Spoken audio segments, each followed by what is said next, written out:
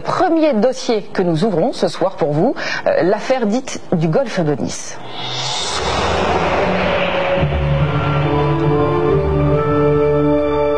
C'est un petit golfe à la sortie de Nice, aujourd'hui tranquille.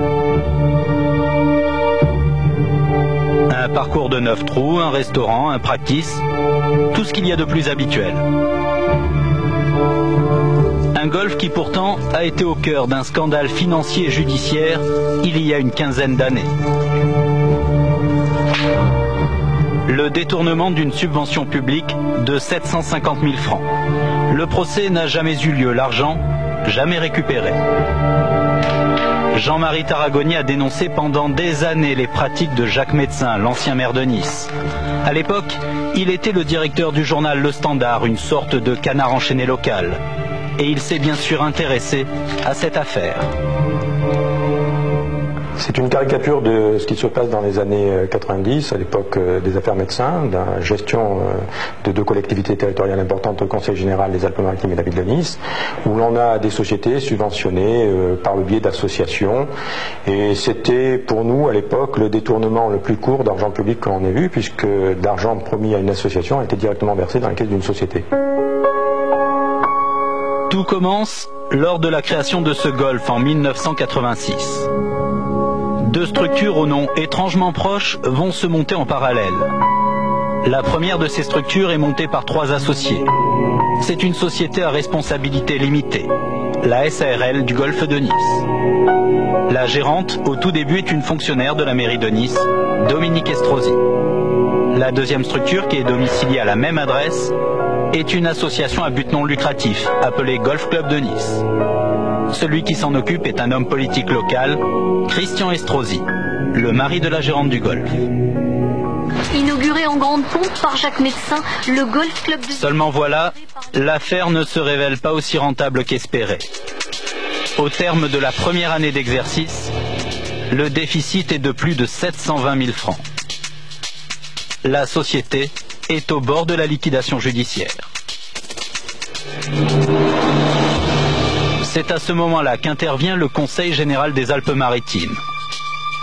Une subvention publique est votée lors de la séance du 23 février 1989. 750 000 francs sont attribués à l'association du Golf Club de Nice. Problème, ces 750 000 francs, l'association n'en verra jamais la couleur. C'est dans les caisses de la SARL du Golfe de Nice, alors en difficulté, qu'est tombé cet argent public. Comment une telle erreur a-t-elle pu se produire? Voici un début d'explication.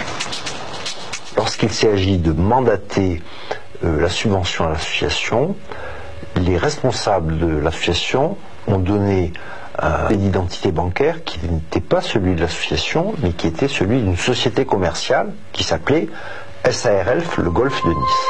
Jean-François Knecht est un observateur averti de la vie politique niçoise depuis plus de 30 ans. Donc, premier dysfonctionnement, c'est que la subvention a été versée à une société commerciale. Or, une collectivité ne peut pas verser une subvention à une société commerciale. Voilà.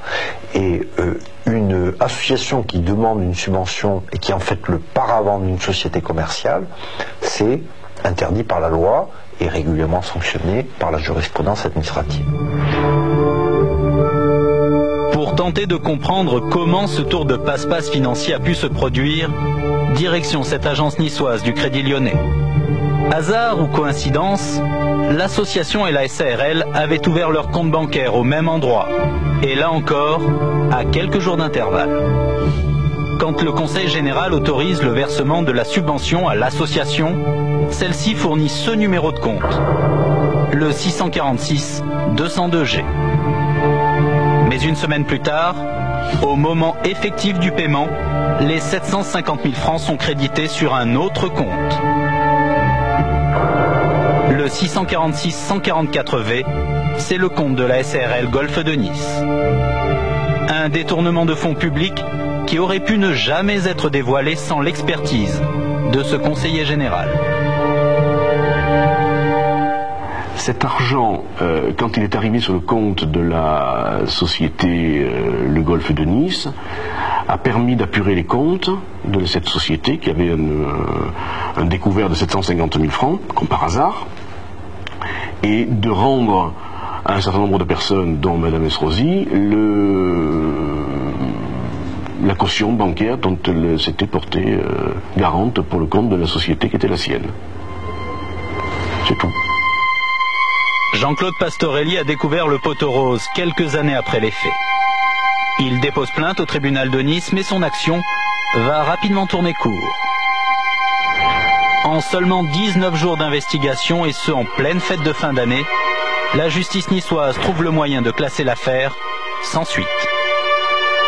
J'ai dû déposer ma plainte en mi-décembre et dans les tout premiers jours de janvier, m'a répondu que l'affaire était classée, qu'il n'y avait rien à voir, circulé. Ce qui prouve bien qu'à Nice, la justice fonctionnait rapidement. Que vous avez étonné de cette décision? Bof, je l'ai déploré. La justice à Nice est très particulière. Hein. Ou elle est très lente, ou elle est très rapide. C'est en fonction des besoins. L'affaire fait la une des journaux. Et le Conseil général ne peut pas faire autrement que de porter plainte pour escroquerie et abus de confiance. Très vite, les noms des époux Estrosi se retrouvent dans la presse régionale. Un coup dur pour celui que l'on présente à l'époque comme le dauphin de Jacques Médecin. Personne ne pouvait battre Christian Estrosi dimanche dernier à Nogent. Car Christian Estrosi est une gloire locale. Comme celle-ci. Oui, c'est exact. Un ancien champion de moto lancé dans la vie publique par son parrain en politique, Jacques Médecin. Un bébé médecin qui ne compte pas rester dans l'ombre de son mentor. Un élève appliqué et travailleur, désormais député, et qui a pour ambition d'être le prochain maire de Nice.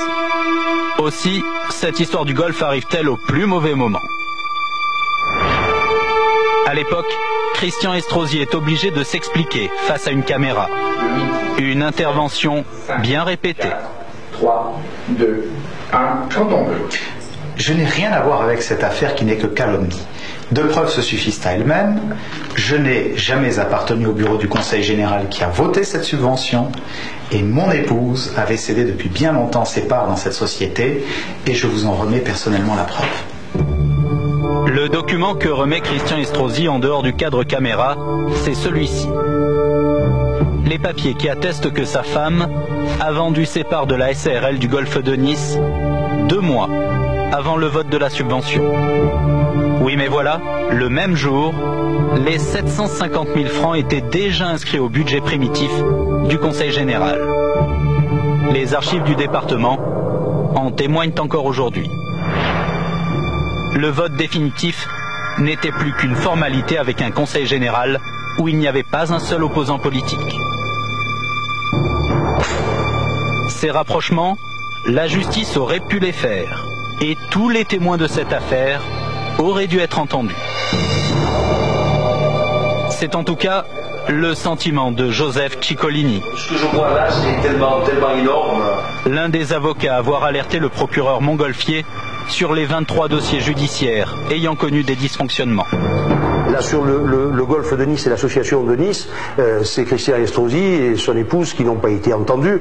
L'un a été, l'une a été gérante pendant un certain nombre d'années de cette SARL, l'autre a été membre fondateur de l'association du golfe de Nice. Je pense que c'était un minimum de leur demander ce qu'ils pensaient de cette affaire.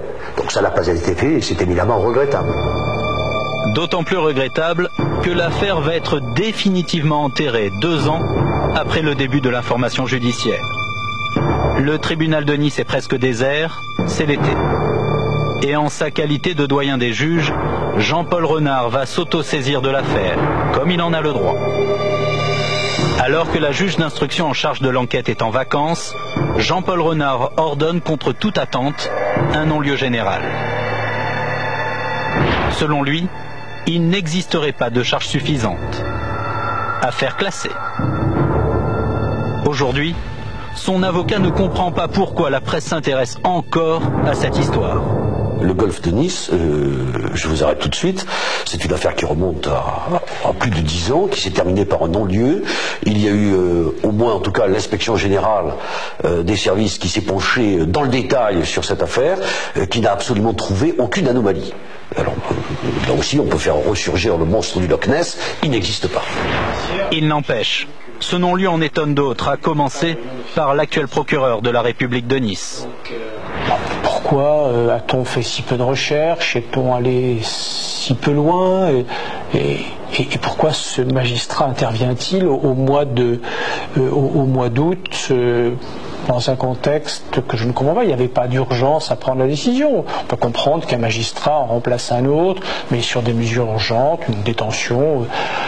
Mais là, il n'y a pas d'urgence. Alors pourquoi ce non-lieu?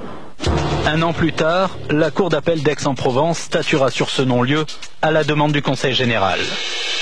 Les magistrats sont en face d'un dilemme. Oui, il y a bien eu détournement de fonds publics, mais ils n'arrivent pas à définir qui est le responsable de la manœuvre frauduleuse.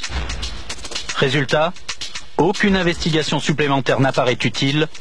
Le non-lieu est confirmé. Sur le plan pénal, après, toutes les tentatives de réactivation, d'où qu'elles viennent, sont heurtées à ce mur, puisque en matière judiciaire, lorsqu'il y a un non-lieu, vous pouvez difficilement revenir derrière et relancer une enquête par rapport à ça. Le Conseil général a-t-il fait une croix sur le remboursement de cette subvention indûment versée? Seule cette assemblée pourrait relancer la machine judiciaire. Mais le patron du département s'appelle aujourd'hui Christian Estrosi. Et d'après ses avocats, comme pour lui d'ailleurs, il y aurait désormais prescription. Tout le monde cependant n'est pas de cet avis. Le recel est un délit continu. Tout le monde est d'accord pour dire cet argent, l'argent du contribuable, est parti à un endroit où il ne devait pas aller. Des gens donc l'ont tué entre les mains. Ils sont à l'heure actuelle des receleurs. Je pense qu'il était tout à fait possible de reprendre les poursuites sur cette base d'un recel d'abus de biens sociaux, un recel de détournement. Enfin, là, il y avait 1000 qualifications possibles. On aurait pu faire revivre l'affaire.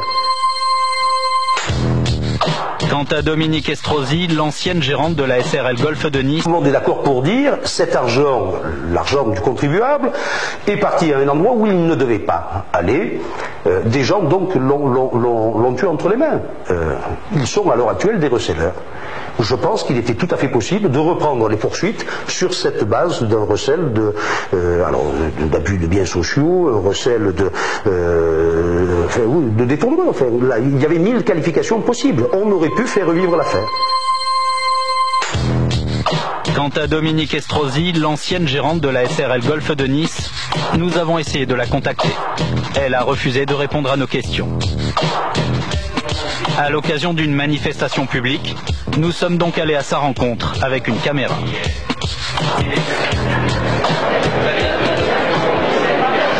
Madame Estrosi, bonjour, Fabrice Surpin, je suis le journaliste de France 3 de Pièces à Conviction. Je viens vous voir parce que je sais que vous ne voulez plus nous parler. Vous voulez bien dire, monsieur. D'accord. Pourquoi vous ne voulez plus parler de cette affaire aujourd'hui du Golfe de Nice? Vous venez pas dans une réunion publique sur de la perturbation, là où je travaille. Je ne fais pas de la perturbation, je suis très gentil. Et l'affaire du Golfe de Nice, c'est important quand même, 750 000. Malgré notre insistance, nous n'obtiendrons rien de plus. 16 ans après cette histoire, la nouvelle société qui gère le site se porte bien. Un golf qui est toujours là pour rappeler à certains cette vieille affaire. Plus pour très longtemps peut-être, l'État envisagerait d'y faire construire la nouvelle prison de la ville.